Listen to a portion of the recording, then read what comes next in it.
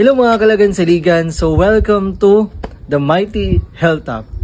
So kani mga kalagan-saligan, asa ni nakalocate, makita ninyo ni sa video kung unsaon pag-anhi diri.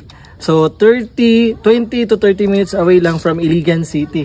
So naaran sa ibabaw sa Iligan City. So as you can see, very developed na kaila ang lugar. No, makita ninyo nga unsa nakanindot ang lugar diri. Ali, come on. So nasa yung mga klaseng kuan. Kuan siya perfect siya sa mga kuan, mga pangbata, mga unsa nga mga basta perfect kay siya kay ngano. Gwapo kay ang ambience niya. Very overlooking, makita niyo yung Iligan City. So as you can see, nata diri, mong nata. So pwede kayo mo mag-picture diri with your loved ones. No, balang magasgakos mo diri. Pwede kayo. Then nasa live bird nest. So actually this is my third time no nga nakani diri way back 2021 o 2020. So pwede mo mag-picture ini nga kon magasgakos mo diri, pwede kayo. Dayon. So daghan sila mga cottages. So nasa sila yung mga different cottages nga ginaporma nila mga fruits. So as you can see, pwede mo diri naguba na. Dayon, kung gusto mo og kuan pako. Oh, see? Malupad ako. So diri lang ninyo makita sa Mighty Hilltop Taguluan, Lanao del Norte. So musaka ta diri, ali.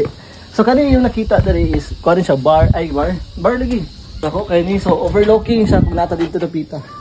So naa sila yung mga dagko nga mga statue, mga adingers, different statue.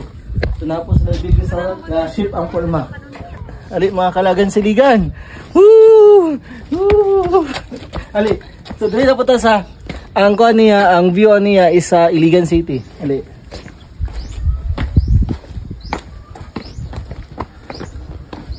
Look. Woo!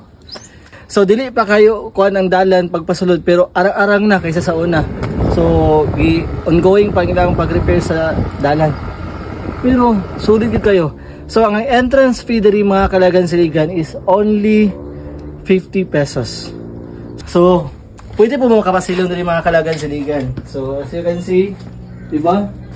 Kung gusto mo o ganang ma-relax mo nga naamo sa isa ka lugar nga murag na gamay na lang ko lang nano sa langit, laag na mo diri sa Mighty Hilltop Taguluan, Lanao del Norte.